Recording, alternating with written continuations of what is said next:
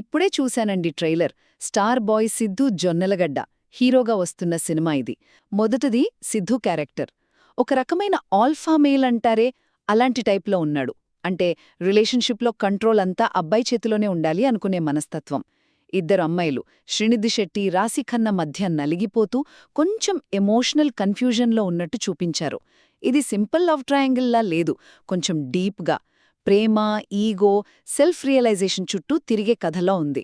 రెండోది నీరజకోన direction. Debut director అయిన ట్రైలర్లోని dialogues చాలా షార్ప్గా, రియల్ లైఫ్కి దగ్గరగా ఉన్నాయి. లవ్, డ్రామా, ఇంటెన్సిటీని బాగా బ్యాలెన్స్ చేసినట్టు అనిపిస్తోంది. ఏదో చిన్న మిస్టరీ కూడా ఉంచినట్టున్నారు కథలో. ప్రామిసింగ్గా ఉంది. ఇక ఆఖరిగా యాక్టింగ్ అండ్ టెక్నికల్స్. సిద్ధు తన మార్క్ చరిజ్మాతో పాటు ఎమోషనల్ సీన్స్లో కూడా బాగా చేసినట్టున్నాడు. శ్రీనిధి రాశితో కెమిస్ట్రీ బావుంది.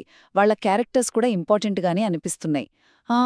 వివాహర్షని ఇలా సీరియస్ రోల్లో చూడటం నిజంగా సర్ప్రైజింగ్ కదా.